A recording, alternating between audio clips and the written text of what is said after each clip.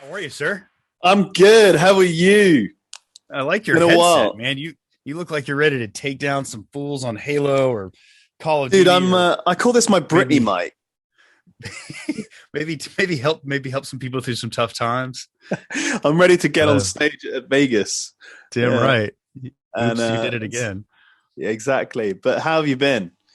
Can you hear me all Uh, right? you sound as good as you look, my friend. Amazing. Good, good, good. Yeah, yeah. I've been well. Things are. I don't want to jinx anything. Knock on wood here, but things are good. I have Good, no good, good. complaints. I also work at not having complaints. Yes, so it's a good Give thing. me the power to change the things that I can and to accept the things that I cannot, and all that jazz, and some weed in the middle to really help Ooh, accept the things that you cannot change. Uh, exactly. anyway, but yeah. Who cares about me? Let's talk about you, man. What have you been up to? Oh, where do I start? I mean, there was this little I thing know. called COVID, which hit. So that's kind of rocked the world, rocked my world, but in a good way, I think, Okay. in a positive way. Not obviously getting ill and having to deal with that, but actually the effect. So no, I mean COVID's obviously hit. As you know, I had two facilities here in London, which were personal training studios. Unfortunately, we had to shut them at the beginning of 2021. However, I think it's also been a blessing. We did that for just over 12 years, and I think the transition time was there or thereabouts. I was already launching Remote Coach, which is a digital platform. I didn't Uh, realize that. Okay. I thought Remote Coach was a byproduct of the COVID pivot. oh no, no. So Remote Coach was launched actually in 2019, right at the end of 2019, where Okay. we were actually looking at how can we leverage the trainers on the gym floor, um, when the clients were not obviously in the studio. So we had a look at the calculations, and I saw that generally it was about 20 to 25% we were losing, from trainer output, because our clients were traveling or they were going to their houses for the summer. And so the idea was like, hey, how can we be with them all the time, to help with their Hmm. programming and everything? And that's where kind of Remote Coach came. And obviously then COVID hit and it was like, ping. And so, Time to shine. yeah, so that's kind of how that happened. But it's funny because the conversations around digital training in 2019, you can imagine, were a lot different, should I say, than what they are now. It's like, of course it was going to happen, and then back then it was Yeah. like, nah, it's just a phase. I mean, that had to make you look pretty good to have all those ducks in a row, or some semblance of ducks in a row, at least when it was time for the world to shut down, and you're like, ah ha ha ha. By the Yeah, way, like I went to my garage and started jumping around a little bit, and just for people to stay sane. yeah, And you yeah, had an incredibly fluid experience set yeah. up, and it looked, when you sent me your deck, I was like, holy shit, this is really good. This is way better than what I'm doing. No, do you know what, the product? I always joke that could have done with COVID coming 6 months later, and then it would have been fantastic.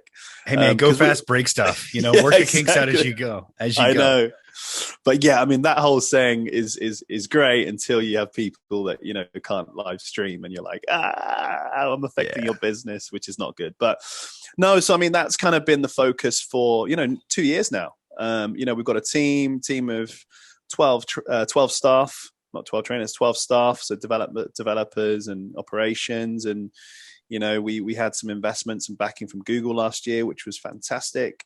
And so our mission is to empower fitness coaches, and as they go through this transition of whatever we want to call it, hybrid, in person and online, we want to be able to provide the tools for fitness professionals. Damn right. And having actually used the service itself, it's pretty badass. Before we get to all of that, because I do want to talk remote coach. Yeah. I want to step back Yes. and just ask this simple question, like, who are you, man? For people who don't know you, who are you with your microphone and your With my Brittany accent? Who am I? Who am I? It's a really good question. Who am I? I am Ben Camara. So background, I can start you right at the beginning. Let's do it. Son of a West Where are you African.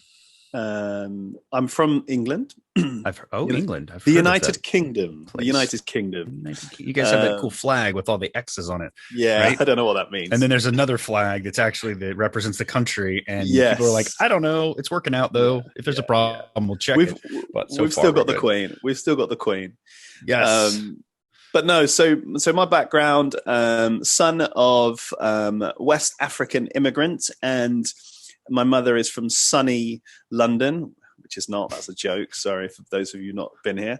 And yeah, grew up, was born in Germany, and my mum was working for the government, and then we moved to England, and I grew up in the south of England, which is a lot of fields, a lot of farmers. And then to fast forward, left school at 16 to pursue a career in professional football, or you guys call it soccer.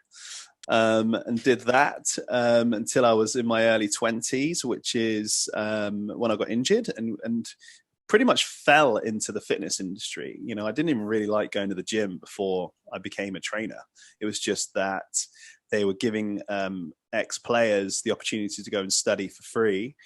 The course was in London. I was thinking, hell yeah, 6 months in London doing education. This is it. And actually loved it. Loved the learning. Loved every element of it. And so I canceled my contract with my club in Belgium. That's where I was playing, and just said, hey, I'm staying here to kind of set it off. And that was 2008. And so since then, I've been in the fitness industry pretty much.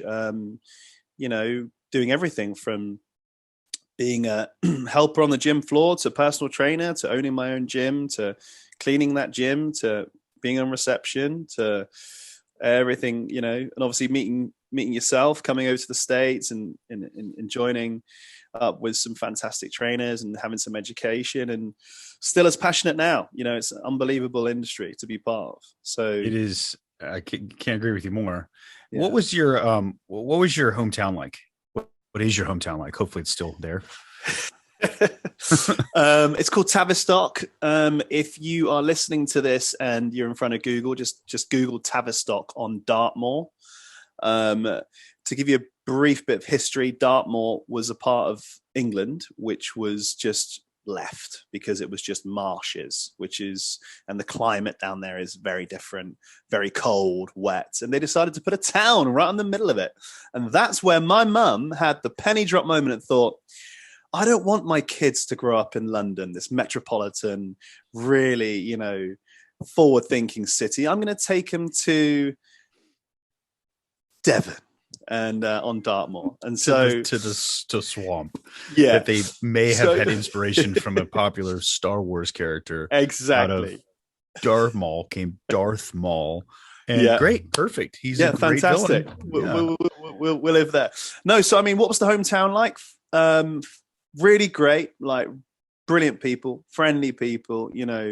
Well, are we talking like cobblestone streets? Are we talking like pumping your own water? Are we talking like house built of stones and like lots of cottages, lots of houses, hundreds of years old, old school streets that are small that cars can't fit down. So it's a very old town, a market town, as we call it, because that's where the market would be, and all the villages and hamlets would come to the market town to trade.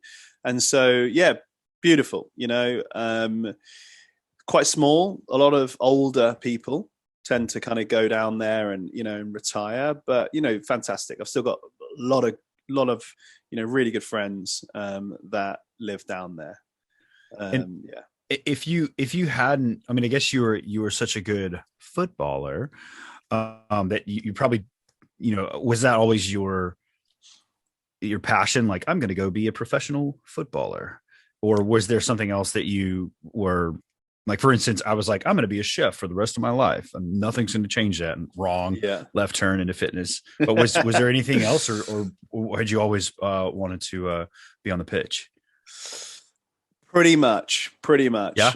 Ever Okay. since like 12, no younger, 10, 11, I was obsessed. And I remember, the usual of, the careers advisor, as we have them here in the UK. I don't know if they do that in the States. They come up to you at 15 and like, what are you going to do with the rest of your life? And you're 15, you don't know anything. I don't know. And I remember saying, I'm going to become a professional footballer. That's what I'm going to do. And I remember this careers advisor looking at me going, you're not, you're probably not. So these are your choices. You can be a farmer. You can go into the military, because there's a lot of military bases down there as well. Or you can, potentially go into hospitality, because again, Devon is very known for hotels and restaurants. So I was like, okay, thanks for that advice. Thanks for the honesty there. Yeah. It Yeah. sounds like the guidance count. What do they call them over there? Yeah, careers advice. But Yeah, guidance counselors. Yeah, Yeah. they seem like they're worth about the same Yeah. over there as they are over here. I did go for an RAF, so the Air Force. I went for an interview. Yeah. And they were like, absolutely not. You don't take orders well at all. Yeah. What did they tell you? No, so I had asthma growing up, pretty bad actually, until about 16, 17. And you just don't, I don't know if it's changed now, but we don't get past phase one if you've got a certain level of if you're asthmatic, basically. So I would have loved that as well, just flying fighter jets. Well, that's a pretty strong. I mean, you're like, we're going to go fly some jets. However, you've got asthma. It seems like the requirements to be a professional footballer, asthma would be a big setback also. Like, so you were just running one day and kind of like Forrest Gump, like your braces fell off and you're like, woo, I can breathe. How did that work? Yeah, I mean, I don't know. Literally, obviously, it's a huge part. I kind of grew out of it. Okay. And so it certainly was, and I think the football helped. We were doing a lot of, obviously, training. And so, do you think you trained out of it? I don't think I trained out of it, because I think also, though, I had a breathing dysfunction. I didn't breathe well anyway. And so, as you learn more about all this sort of stuff, I think to myself, I got fitter anyway. And I think I was just more efficient, rather when you're a young kid, part of what used to bring on. And also I was able to treat it, right? My asthma attacks were, kind of in certain environments. And so, ever since being probably 14, 13, I haven't had an asthma attack since. So, okay. Yeah. So you played professionally for Belgium? No. So I played professionally for a team in the south of England. So in the Football League, we have like the different leagues. And then I moved to Belgium to play in one of their leagues. Yeah. So for a club in Belgium, a place called Liège, which was fantastic. What was that like? Your little Ben, hello, and I'm playing for my club. And some guy walks on the pitch and he goes, "You, sir, have been selected to play professional football." What's that? I mean, how did that happen? Did you get a letter? Did some guy just roll up to you in the locker room, or can you take me back there? Yeah. I mean, it's very different now in everything with relation to how you go through the process, let's call it. So here in the UK, you used to go through what's called an apprenticeship. Okay, so you have, just like any other carpentry or whatever. So you'd leave school and I joined a house in next to my club. There was 13 guys in it. We're all between 16 and 18. And you are an apprentice. So you're on £45 per week, which is like $60 a week. So you're getting no money. And you're expected to, you clean the professionals' boots, you clean the changing rooms, you do the kit, you're up at set, it's like the military, to be honest. You are an apprentice, and then that you have 2 years to impress enough the first team. So you have the youth team, and then you have what's called the first team, and you have 2 years to impress that first team manager, who's then going to say, right, out of the youth team, I'm going to award the pro contracts to X amount of players. How many contracts are there, or does it vary? It completely varies. Okay. My year we had, what did we have? We had 13, about 15 lads, and 5 of us got contracts. Oh, that's not okay. So Yeah. so there's okay. So that's not much at all. Like the other 8 just get sent. Hey, sorry, it's been real, but McDonald's is accepting applications, or pretty much. Yeah. So big does it vary on? Does it vary on how many people are retiring or getting booted or whatever you call it? No, it can be everything. It could be that the club has done well, it's got more money, so it can take more players on. It could be that they haven't done very well, and even though some of the players are really good, they just don't have the money to take them on as professionals. Or it could be that the manager just doesn't think you would fit his system of playing. It's okay. It's very, very much a lot around opinion. And so that's kind of where, there's a big thing here for ex-pros in many of these sports that we have here that really struggle to move on, because it could have been so different at literally the click of a finger. Right. And so for me, that was the one thing that I loved about just working, within the fitness industry. If I work hard and I educate myself and I continue to be consistent with helping my clients, I will probably, have some success from that. Whereas football, or a lot of the team sports here, your manager has an argument with, his kid or his wife, and he comes in a mood, you could be on the backlash of that. So there's a lot of that, but I wouldn't change my apprenticeship for anything, because I think even the guys that didn't get the professional contracts, it just instilled discipline and work ethic and all these sorts of things, which I'm hugely grateful for. But you can't do certain things now. Like there's no young lads here cleaning boots and things anymore. Why not? I just think it's a bit. I think it's seen as maybe don't know. Okay. Not the dumb thing. Okay. Well, so how do they, if the system's changed so much, because I see the value in that, teaching work ethic and the value of, you'll climb up from the bottom too. But, how is it done now? It's just like, hey, come on in and work out. So you have academies now. So some will still have 2 years. It's generally the academy is like 3 years. You do. So we were supposed to do our studying.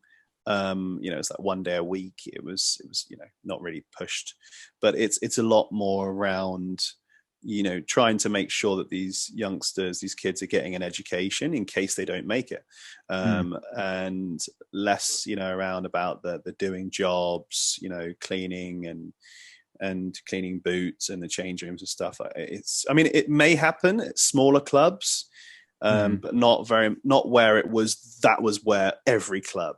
If you were at Manchester United, and you were an apprentice, up until the kind of early 2000s, you were cleaning boots. Everyone was, whether you played for Liverpool and whether you played for where I was playing Torquay, everyone earned the same as an apprentice. You were £50 a week. Sorry, what was the name of your team? Torquay United, they were called. That's Torquay. Torquay, yeah. Are you saying like walkie-talkie or like Torquay? Yeah, Torquay. So okay, got it. Like so Tor, and then like a key to open a door. And then key. Got it. Okay, yeah. Torquay. Yeah. Sorry, little translatory. It's my audio. Sorry, it's not you. It's me. All right. So moving forward, you hurt yourself, and are you okay talking about that? Can you no. Get up? Okay. Totally. Didn't want to touch on any nerves or anything, but it's obviously something that happened to bring you to where you are today. So, oh yeah, for sure. What happened? Somebody ACL, somebody stomp on you, or? No. So I used to roll my ankle from really early on. And it ended up where I pretty much just ended up and then nearly snapping it, which needed surgery. So, I was told that I need 6 months out with the surgery, and that's kind of what led the space to go and obviously do this course, personal training certification, and it was a bit of rehab. And you were away from London when this happened, and then you went to London to get your education. Completely. Yeah. Where were you when you hurt yourself? I was in Belgium. Belgium. Yeah, Okay, I was in Belgium. Yeah. And they put you on a train and were like, "Go learn stuff."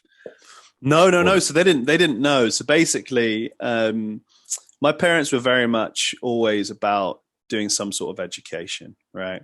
And a good friend of mine was doing this course, the personal training course, and at the time, I just thought, hey, I can either be in Belgium, in this town in Belgium, where I'm injured and I'm going to be having, going to have surgery and, be on crutches for a bit and all that sort of stuff with my team, or I could be in London doing that, right, with one of my best buddies and who I hadn't seen for a long time. So I asked the chairman, so the owner of the club, I said, look, I'm out for 6 months. This course is, about 5 months or whatever. I really want to just go and get it done. And he thankfully said yes. And that was it. So I then went and kind of stayed with a friend of mine for that time period. I don't think he wasn't as happy when I then called him and said, look, I'm not coming back. I think I'm kind of done with the professional football side of things. What? Yeah. Okay. So you're a pro, man. You said, fuck you to your guidance counselor and showed that person like, and you're, you got to be doing all right financially, I guess, and you're doing what you love. What about the fitness industry, which could go fluctuating in either direction, in multiple, directions? Like what was it that clicked for you? Do you know what it is? Unless you're in that top 3% of playing soccer, specifically here in the UK, you could say football. I follow. Yeah, football. Okay. It's a completely different world, right? How so? It can be lucrative, but it can also not be lucrative. And very much like in, say, boxing. I'm not sure if you follow boxing a lot, but the journeyman boxers that are going and fighting all over the place to make a living, it's very much can be like that. And so, I was earning okay in Belgium, but I was also, I think when I look back now, and like a lot of young lads, like I was ambitious. I wanted to earn money, and you're not really earning that much money for being away from all of your friends and family and trying to get on with life, right? So for me, it was a case of, I knew that I was interested in other things anyway. Mm-hmm. And I knew that I didn't like that I could, train really, really well in my head or even other teammates' heads, view, and it still may not be seen because there's so many variables when it comes to having a career as a footballer, and so for me, I was like, and it's very stressful. This is the thing as well that people don't talk about. Okay, there's a lot of stress that a lot of these athletes, even the top athletes here in Europe, are under, and they kind of, in my opinion, get scrutinized a lot because they earn, a lot of money, but there's still a lot of stress. Am I going to be playing on Saturday? Is the manager going to pick me? And if I didn't get picked, what does that mean? Am I going to be in the club? Am I going to be traded in January? Or, am I going to get a renewal of my contract in the summer? And, all these sorts of things. You get loaned out to some other country, that you get loaned out. What the hell does that mean? So loaned out I understand it probably means exactly what it sounds like, but that's a thing. Yeah, called in, the manager calls you in. Look, we want you to go and get some game time. We're loaning you to a club in Germany. Go and play in Germany for 6 months. And you, and then you're trying to obviously settle. So for me, I was kind of, I think, a bit done with all that sort of stuff. And I thought to myself, I'm 23. I see myself being in London. I like the fitness industry. I think I can, transition into this. And I still played semi-professional. So what that basically means is clubs that they pay you, but you train, a couple of times a week, and you can, obviously have a full-time job or, part-time job. So I did that though for another 6 odd years. After coming back, so it just wasn't, it wasn't professional, basically. So the difference between professional and semi-professional is that professionals don't have other jobs, right? You train during the day, and semi-professional is, after work, basically. So you were able to play semi-pro and begin your career as I assume, a trainer in a big box gym somewhere. Yeah, fitness first. Fitness first. Woo! Yeah. Hey, do you need a fresh towel? Can I get you a remote change? Have you had your free assessment? Remember those days? Yep, ooh, buddy. Okay, so just paralleling you, I guess. I got fired from my last kitchen job, and I was like, well, I need a place to work out because that keeps my head on straight. I'll figure it out after that. And then I was like, well, I don't want to pay for a gym membership, so maybe I'll try working here. Yeah. And they were like, luckily where I started, which is Bally Total Fitness, the bar was low enough to get in. And they're like, well, start applying. And I showed them my resume of like running kitchens and stuff and playing rugby in college. Yeah. And then they showed me the book and I was like, oh, like I get to work out for free. And this guy, my education is literally directly correlating to how much my earning potential. Yes. And that is one of the, I'm like, why is this not set up everywhere? Give me the book. So I started paying attention. Yeah. So you were at Fitness First, and then how long were you there before you kind of got out from under the yoke of corporate and saw the potential for the private sector? 18 months later, we'd opened up. Yeah, we'd opened up Number One Fitness. So not Fitness First. You see what we did there? We were Number One Fitness. That's right. That's right. But they're first in the phone book. So who really wins? Exactly. So you weren't in there for long at all, man. That was somebody lit a fire under your ass, and you were just like. I was in corporate for 8 years before I, out of circumstance again, decided I had to pay for a wedding. And my clients kind of pushed me. They were like, you should do this on your own. I was like, okay. Yeah. So 18 months, you must have been like after month 3 getting with some of our mutual friends and been like, hey, I've got an idea. All we need is a lease and some equipment. And how did that go? No, but you were at Equinox, right? I was at Bally Total Fitness for 3 years. Then I was at 2.5 years. Then I was at Equinox for 5 years. Yeah. So I feel like, I haven't worked in an Equinox, but Fitness First was a dump, right? It was not good. Bally's was similar. Yeah. I probably would have stayed in a corporate gym if it offered more. So Fitness First, they charged us £1,000 a month. This is in 2008, right? So that's $1,500 a month, right, in a normal gym, and there was 12 of us. One of which is Harry, my old business partner, and around about 8 months into me working there, it had gone from 12 trainers. Might have been less actually, to 27 trainers, because they started realizing, hang on a minute, this is some good coin. And so what happened was there was this influx of trainers coming in. There was a bit of a influx of people getting qualified as well. And myself and Harry, we kind of were, how to describe it. They had a core team before myself and Harry joined. Okay. And that core team had been there for 13, 14 years. We were the kind of the new young bucks, and we settled in well. And we were part of what, it was a really good team. Everyone had some certain specialities, etc. Then suddenly we had 27 trainers on the gym floor, all, coming up to your clients and pestering them and all that sort of stuff. So, me and Harry very naively, but, obviously sometimes naivety is a good thing, decided, you know what, let's try and get our own studio.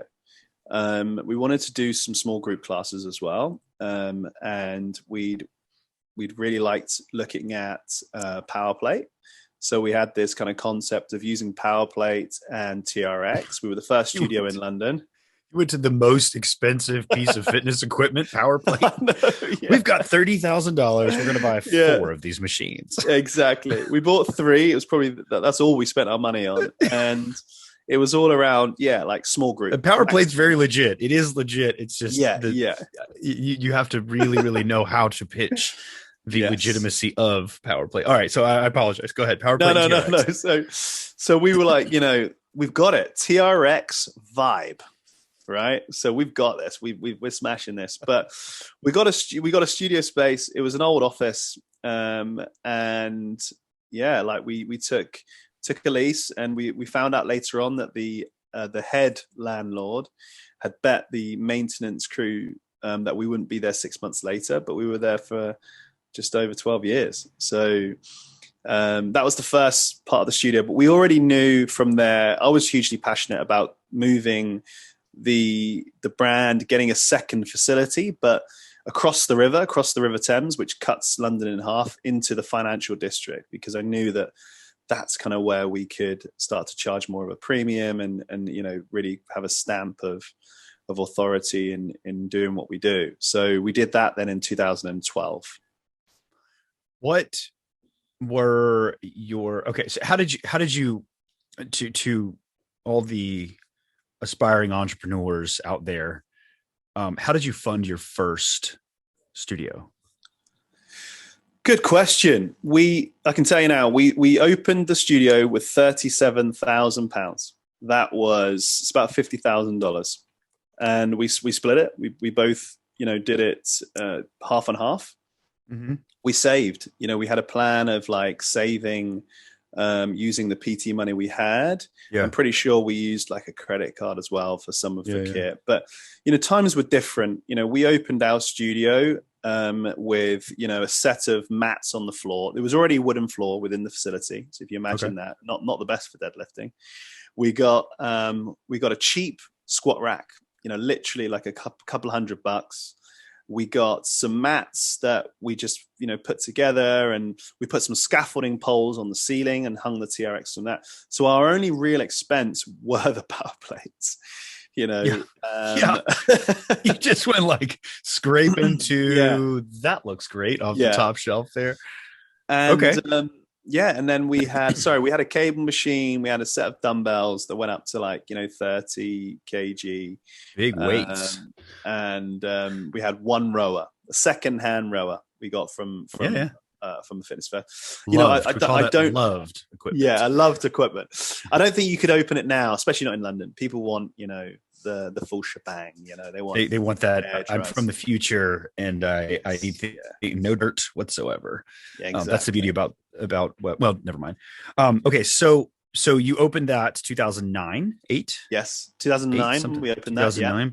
So you guys had just, when you and I met at Institute of Motion, you guys had literally just opened that thing. So we, because that was 2009, 2010, something like that. I believe I went to Equinox 2009, and then I believe that, and that's when Viper was launched, and I drank that Kool-Aid real hard.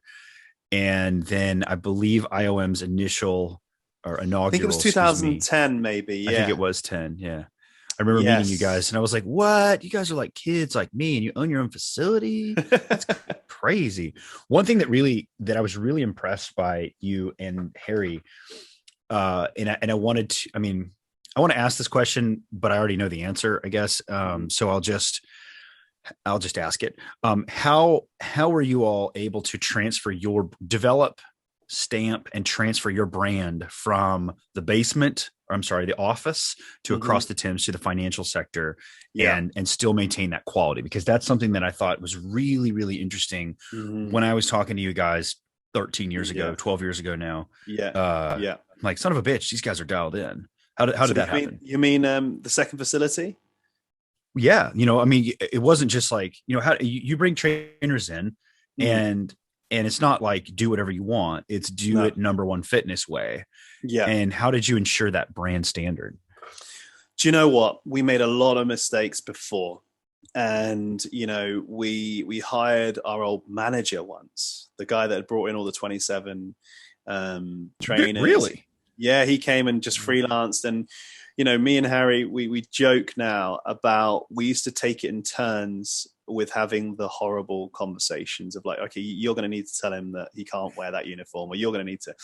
And what we ended up doing was just building systems, and I was talking about this earlier on with the trainer, is the most important thing that any startup, trainer business can do, is build in systems and clear communication and expectations within those systems. And so when a trainer came in, because we allowed them to hire the space out, we would automatically give them this list. Okay, you are expected to wear a uniform. It's number one fitness uniform. We know that you're not, you have your own clients, but you still have that standard with on the gym floor. These are the things that we expect of you. We kind of built that in early so that we wouldn't have awkward conversations. Absolutely. And then with trainers that worked for us, we had a team of 33 trainers that worked for us. So you had trainers that worked directly for the number one fitness brand, and then you had freelancers that interesting. Okay. Yeah, that's tax season. Yeah, that started. I don't know how you guys do it over there. Yeah, that started with a friend of mine basically was training people outside. It got to winter, and he just said, look, can I train a client in here? And we were like, yeah, cool. And started getting some money from that, and it was like, okay, this is all right. So we focused on that, but you have to, I think, grow into it. And it was very difficult, first and foremost, to have those sorts of conversations of having a trainer come to you and say, this is how we do things. And we would just communicate it. I would say to the trainers, we know that there are many ways to skin a cat, but this is the way we skin a cat, And so, if there are any issues around that, we'd love to hear your take on it. But, we've been doing this for a long time now. And so we want you to be able to keep that quality. We were trying to be as strict as we could on quality, with also not restricting the trainers too much. They would have to go through a certain road mapping, as we called it, of client journey. Yeah. I think as diplomatic as you are, looking back in hindsight, it's like, oh, well, that wasn't so bad. But was there ever a time where someone just did not take the message well? Many times, many times. What was the worst one? There was one guy that used to come in, and he was like an MMA fighter as well. And he'd come from fights, and his teeth wouldn't be in, and he was really raw. And he would just rock up, and he'd be wearing jeans, training clients in his jeans and no uniform at all, right? Or it might be like this baggy vest or just this random clothing, and we would just be like, you're gonna have to tell him. you go tell the fighter that he's not on brand. But yeah, I mean, we had many. We had trainers that we would have to let go, and in the end, it was a thing. You have a gut feeling, and if they're not gonna be, if their values are not in line with you or the rest of the team, you just don't want that toxicity in the team, because it starts to really affect the whole culture of the studio.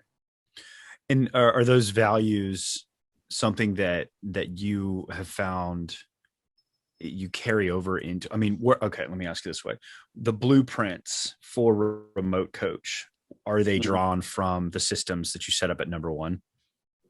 1,000%. Or is it, that's a high percentage. Okay. Yeah. 100%. How does it shift when it's a digital platform?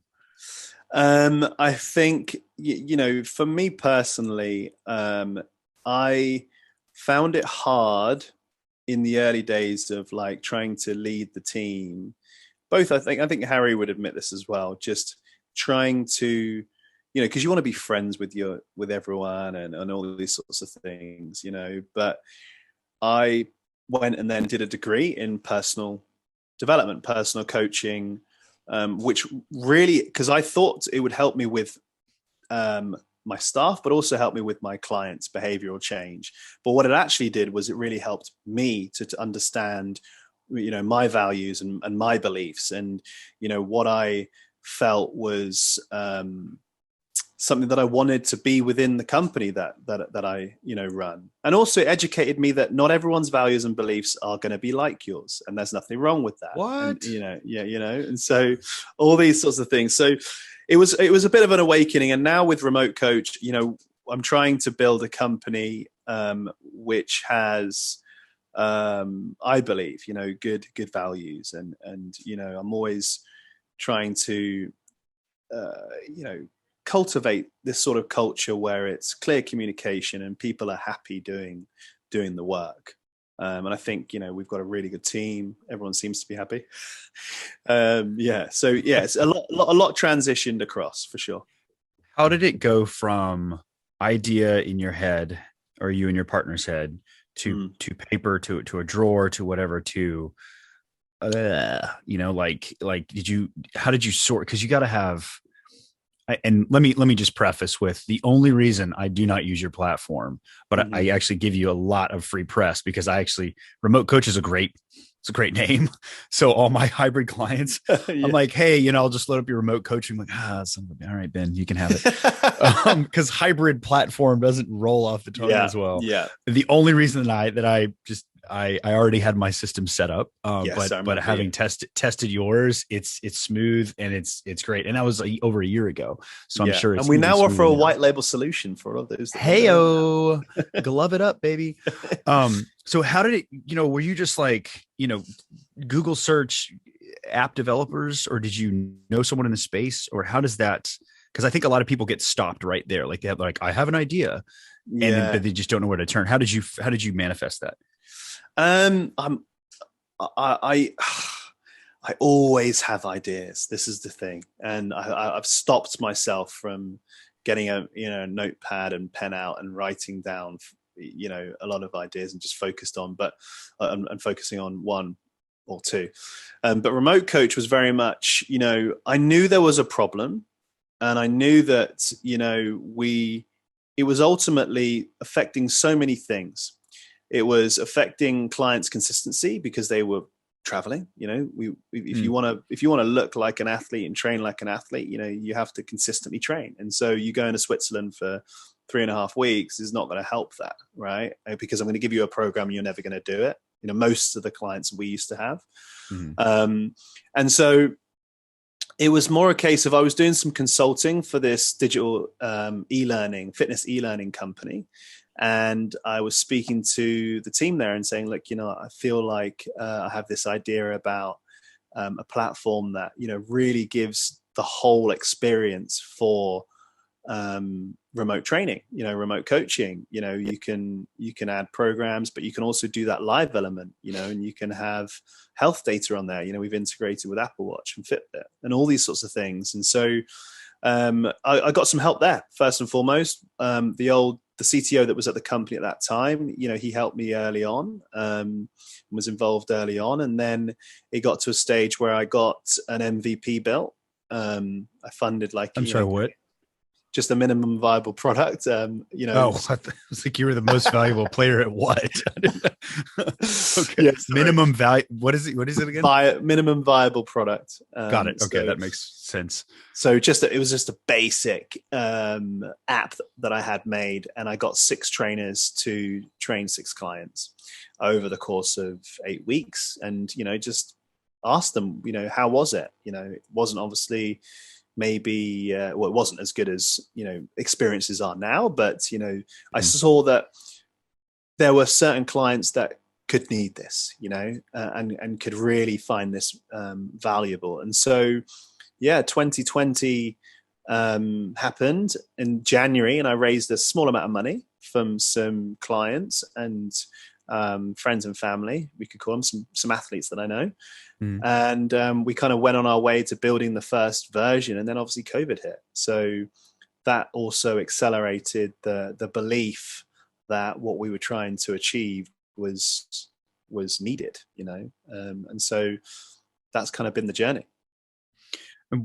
Okay, so what differentiates remote coach from other, I'm sure you get this question a lot, but from other platforms? Yeah. Many things. We focus a lot around the in-session live experience. So Okay. we don't just enable live streaming. We don't think that is enough. So we have the wearables. You can see how intense your clients are working when you're not in the room with them. We also Oh, great. Okay. so how many calories are they burnt? What's their heart rate at? Yeah. What's the heart rate zone? We also have an AI integration as well, which is called computer vision. So it tracks how the client is moving. So I'm training like you. like the gyroscopics on like an Apple Watch would say you're sleeping, you're rowing, like something like that. No. So it's actually how you're moving. So if you were in the screen now, I would say, look, let's put your feet shoulder width apart. Let's go through some squats. It counts your reps. It gives you a report at the end and tells you the quality of the joint angle. What? Yeah. So No, how does that work? it's AI, baby. It's Well, so I mean, is it like the camera in your phone or? Yeah, camera for your phone. Yeah. So all right. So there was like a PlayStation product probably like 8 years ago that would like track you dancing. I forget what it was called, but it was basically a camera for your TV. Yeah. And is it kind of that tech? Totally. Yeah. So I'm not sure if that was computer vision, but yeah, this is computer vision. And so, we now though have the capability, as I mentioned, for a white label approach. So that means that, we can do a Burlingame app from what we've built. We can spin that out. We run the infrastructure for our customers, and they can run their digital businesses through it, which is unbelievable. Mm-hmm. And then our future roadmap is very much, about providing these tools, providing the infrastructure for fitness coaches, fitness content creators, so they can have true ownership. And so there's, Web3 integrations coming where they can, tokenize the experience. Lots of cool things happening. Yeah. That's a huge differentiation. That's I'm glad I asked. Yeah. Okay, that's really exciting. We should pick up that conversation about Burlingame Fitness white labeling later on, because if I can outsource that to you, and that's one thing I've stopped trying to be the expert on things. I'm just like, I've got friends that are experts. Let's hire them. So a conversation for us to have a little bit later. Okay, so that is incredibly exciting. Mm-hmm. And I want to shift a little bit over to just some more questions about you, about who Ben Camara is, and who is the mind behind all of this madness. So if I could ask you, if you had any superpower, what would it be and why? If I had a superpower, I think it would definitely be just being Superman. Right? So all of them. All of them. Yeah, okay. Yeah. I mean, just smooth everything over, fly, X-ray vision. But do you know why? Do you know why though? I don't know why. I want you to tell me. Is because Superman, he can hear your heartbeat. He can see if you are, anxious. He can whisk you away if you need to, right? All these sorts of things. So I think, is there anyone better than Superman? Nah, I don't think so. Well, maybe. I'm gonna have to think on that. We'll get back to that on the next episode. Maybe. I mean, can we cross from DC to Marvel and maybe Image? I would say. Thanos is pretty tough. Thor also pretty tough. We're comparing guns. It's just not. Anyway, it's just not. You go that Superman. But superpower itself, if I had to come away from just one, would be, and some people say they have it, but being able to just consume more knowledge and having a photographic memory. Okay, so that's very Faustian of you. Yeah. Remember what happened to him? It wasn't good. Remember, ignorance sometimes is bliss, but there's no wrong answer here. So sometimes it's like, I don't know if you watch Rick and Morty, but one of the is that he's this just check it out. He's this hyper intelligent scientist that has basically all the technology in the universe, and because he has this all encompassing knowledge, it's very depressing for him.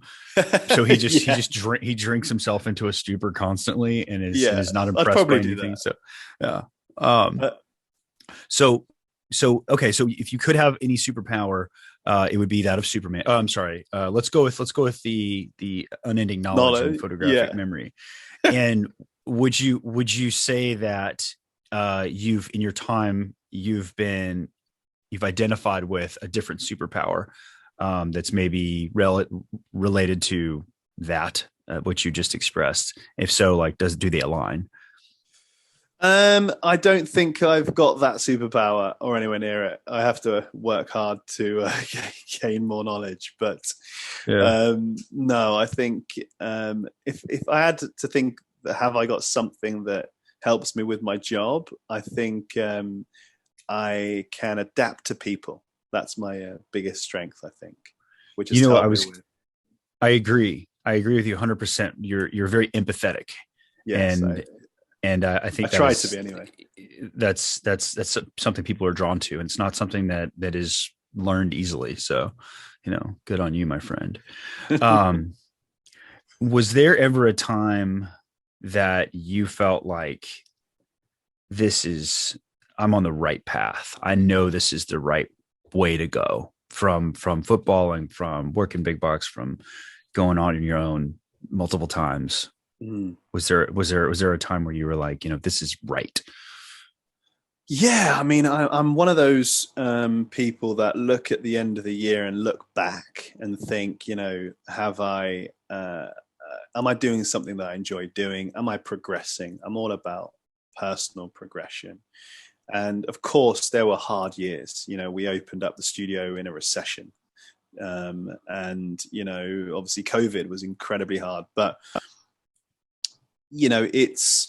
it was great. We did over 125,000 one-to-one sessions. We changed people's lives. I bumped into an ex-client the other day walking down the street, and she said to me, I've put on a bit of COVID weight, but there's still the same like protocol, should we call it, what she learned basically 8 years ago, 7 years ago, she still can live by, and it's great, and I've had people come up to me just randomly saying, I loved your newsletters, just little things. So I think it's a fantastic job, especially when you see the way that you can have an impact onto people's lives, for sure. Was there ever a time when you felt the opposite and took a look in the mirror and said, whoa, this is not the path I want to be on? Yeah, I mean, I think, during the later years, 2019, when I was launching Remote Coach, was already trying to look at ways of not necessarily transitioning, but actually taking a bit of a step back. You realize that it's a lot of time. We worked a lot of hours in our 20s, and there was definitely times when I would get up at 6 a.m. and think I've got to go because one of the trainers has called in sick or whatever, and we want to make sure that that the brands are high and these people are training, and then you don't finish till 10 o'clock at night, and it might be a blocked toilet and all these sorts of things. For sure. I mean, there were tough times as well. It wasn't just, rosy, but ultimately I wouldn't change all the things I learned, the experiences of it, because it was just so impactful for me as well as a person, like learning all these sorts of things. But yeah, definitely there were times when it was like, man, is this a good idea, having this much money going out every month? You know what that's akin to? It sounds like you were out on your own, building your own business, but you were apprenticing right back at the bottom for yourself. Oh gosh, yeah, yeah, cleaning kit, cleaning boots, and just you had to do it. yeah, And to all the pro footballers that are listening to this right now that don't have to go through apprenticeship, yeah. you might want to find a little forced hardship, because later on in life it's going to Totally, pay off. It's going to pay for off. sure, for sure. All right. So, all right, where can people find you? That want to ask about you, your life, your story, remote coach, whatever. I'm on the If you want to be gram. found, you can just say, No, you can say, no, no. nah, no, Yeah, no, no, no. hit me up on Twitter. I'm back in the Twitter game. I Okay. think I'm more kind of on Twitter than anything. But yeah, I What mean, do it's you at, put on Twitter? What do you wake up and go, oh, slept great. Wait to have a I mean, cup of coffee now. obviously my Wordle, obviously. Okay. Fantastic. I'm working on this Uh, word, guys. How about you? but no, it's at Ben Camara, or on Instagram as well, Yeah. Ben Camara. But yeah, it's happy to help with anyone. I had a call earlier on with a trainer that's thinking about opening up a studio. So Fantastic. any trainers that are wanting to hear the highs and lows, yeah, hit me up. Damn right. Yeah. That's another great thing about you and the folks that we know together. Everybody's always been very giving with their knowledge, and I think Yes, that's really in the archipelago of yeah, what trainers usually are. They're just like, this is my knowledge, and don't talk yeah, to my clients. It's one thing that sets you guys apart is like, hey, there's here's plenty of knowledge for everybody. So do with it what you will. So my friend, it has been amazing catching up with you. I really dude. want to thank Thank you for you. your time. We need to do this again Um, sometime. yeah, absolutely. I got nothing else for you. So I will just say thank you for coming on the show, and I hope you have a wonderful evening over there. And we'll talk again soon. Okay. Big thanks. Thanks, man. Later.